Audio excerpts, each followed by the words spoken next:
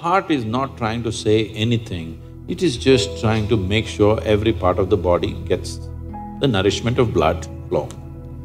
So it's your brain speaking in different tongues. So before you invest this life into something, you must look whether today if I invest my life into this, after 25 years, will it still mean a lot to me? After 50 years, will it still mean a lot to me? At the end of my life, if I turn back and I look, will I be proud of this or will I be ashamed of what I'm doing right now?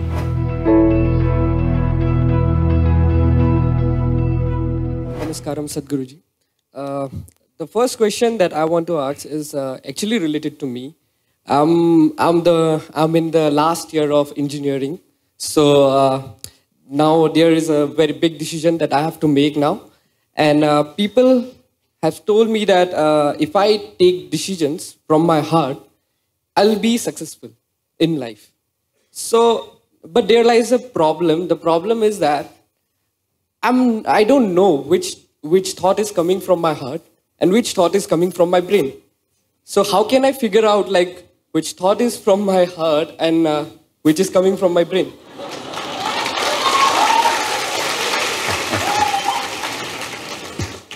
The heart makes only two sounds, lub-dub. Unless the local girls are disturbing it and it's going crazy. Otherwise it makes only two sounds. Rest of the noise is all coming from your head. This idea that something comes from the heart, something comes from the brain, it's metaphoric, but unfortunately a whole lot of people are taking it literally. There was a time in many parts of the world, particularly in Arabia, the medical science in Arabia believed the blood is pumped from the liver. You might have heard Urdu sayings about Kalija, have you? Because they believed blood is being pumped from the liver, because liver is a far more complicated organ than the heart. Heart is a simple pump. So do not give it any more responsibilities other than continuously pumping the blood and keeping you alive, unless somebody here breaks it. So, about the last year of engineering, I want you to change that language because this happened. Can I tell you a joke? It's okay? Yeah. You're pretty serious about this, that's why I'm asking. This happened. A very celebrated scientist was at a dinner and he was not grandly dressed or anything, he was looking very ordinary. So the lady who was, sitting next to him didn't pay much attention to him, she doesn't know who he is. But after some time, just to be polite, to make some conversation, "May I know what do you do?" He said, "I'm studying science." She said, "Oh, I finished that in my 10th class."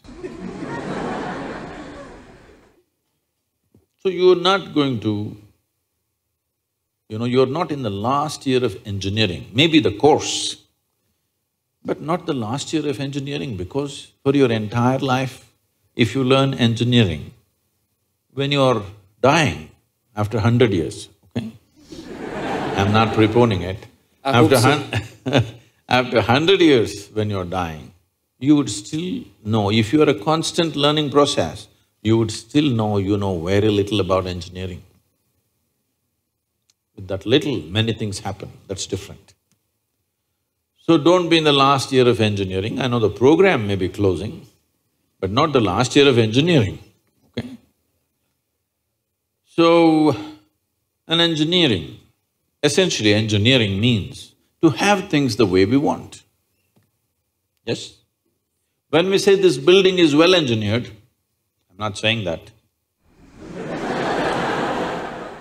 If we say this building is well engineered or an automobile is well engineered, what it means is it's functioning the way we want. Yes?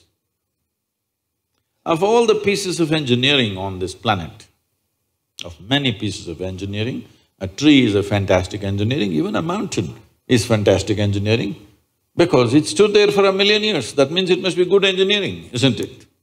Yes? Something that stands there for 1,000,000 years must be well engineered.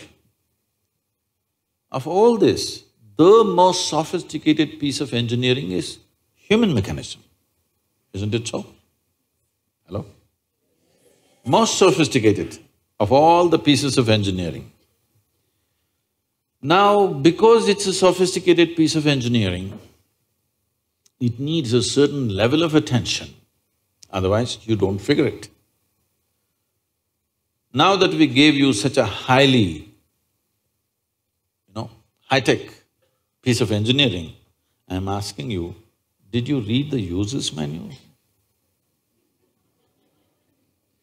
I think there is no user manual for now. How can they make such a fantastic piece of engineering without a user's manual? Maybe it doesn't come with a booklet attached to your neck when you were born.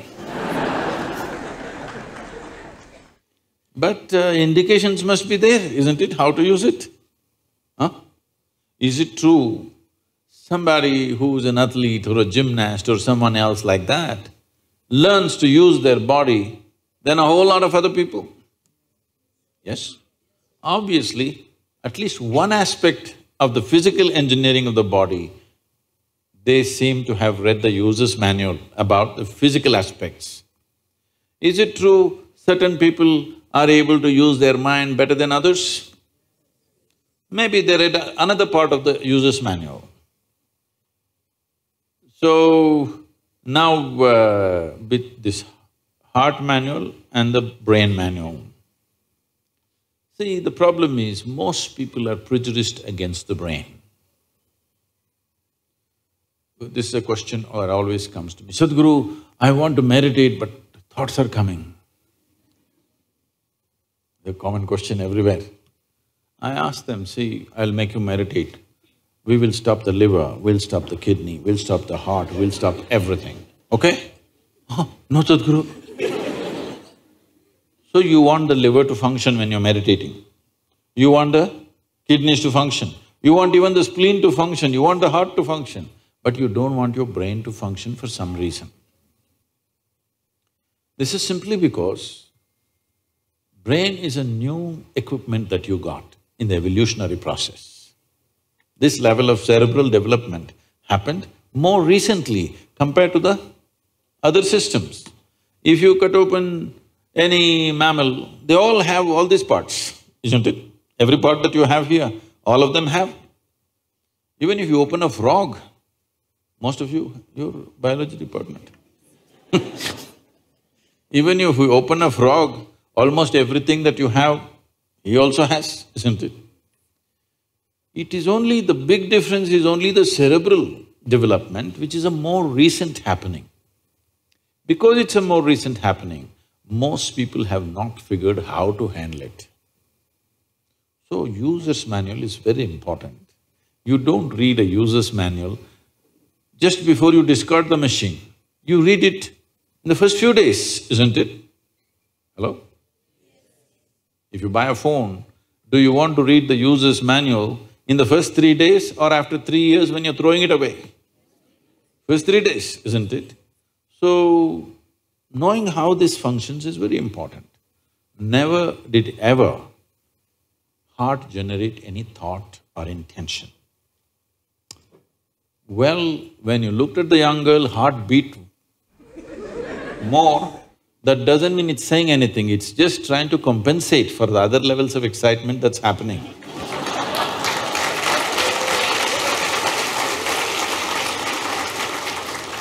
The heart is not trying to say anything, it is only compensating, you need more blood, so it's pumping little harder. That'll happen even if you run up the staircase. Yes? What happens to you little panting when you fall in love also happens physiologically when you run up a staircase, yes or no? Fear also does that to a whole lot of people. So, heart is not trying to say anything, It is just trying to make sure every part of the body gets the nourishment of blood flow. So it's your brain speaking in different tongues. What's your native language? What's your mother tongue? Assamese.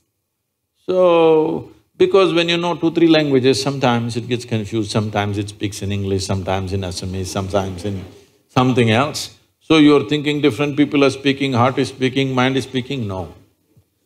There is thought and there is emotion. People think these two things are saying different things. They're not saying different things. The way you think is the way you emote, isn't it so? Right now, if I think, oh, she's the most wonderful person on the planet, I just have to think. Then my emotions become sweet towards her. Now I think she's the most horrible creature on the planet. Now my emotions become nasty. Yes or no? I cannot think she's horrible and have sweet emotions. I cannot think she's wonderful and have nasty emotions, isn't it so? But today, I thought she's the most wonderful person and my sweetness was flowing. Suddenly she did something tomorrow that I don't like. I think she's horrible. Thought is agile, it changes direction just like that. Emotion is little sappy. It takes time to turn around. So that period, you struggle as if there are 2 dimensions of thing happening. Because thought is saying one thing, emotion is still going sweet, because it takes time to become nasty. Everybody struggles, but it catches up or no after some time? Hello? Today you thought she's wonderful, sweetness was flowing, tomorrow she did something you don't like, you thought she's horrible, the thought is clearly saying she's horrible, but emotions are struggling because they can't turn quickly, they take time to turn. But after a week or 10 days or 2 months, depending on how deeply you're engaged, after some time, emotion catches up with the thought. Emotion also says, yes, she's horrible, so let's be nasty to her. So, they're not speaking different languages, one is agile, another is little slow in its corners. So, it looks like they're speaking different languages. When it comes to what you want to do,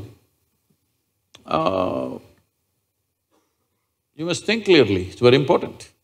Thinking clearly means, the question is not about what will get me this, what will get me that. Is your life precious to you? All of you, I'm asking. Your life, is it precious to you? Yes. So before you invest this life into something, you must look whether today if I invest my life into this, after 25 years, will it still mean a lot to me?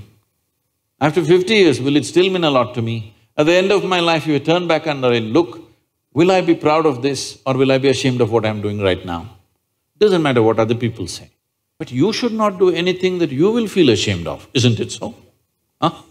It doesn't matter, people say so many things. Everybody has an opinion, it's their business. But you don't do something that you will feel ashamed of, isn't it? Then you're turning against yourself. Somebody turns against you, you can leave them and go somewhere else. If you turn against yourself, you'll have to live with it forever. So, this is all you have to look at it. Something will get you money, something will get you comfort, that's not the point. What you choose to do, will it give you a life? When I say give you a life, are you just trying to make a living or are you trying to make a life out of this? It's important. Making a living is not an issue. A worm, an insect, a bird, an animal, all of them are making their life, making a living, isn't it so? They're even making a life out of it, but definitely they're making a living.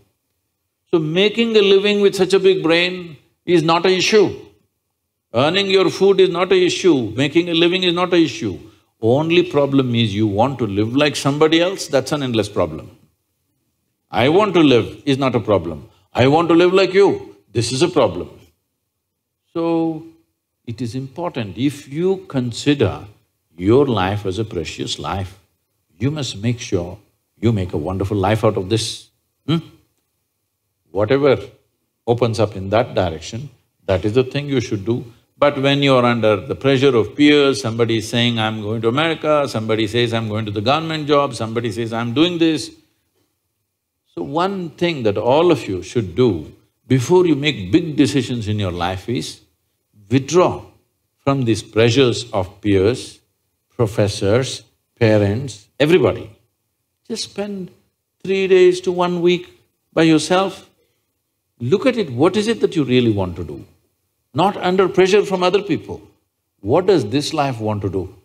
Do that. It doesn't matter what other people think about it.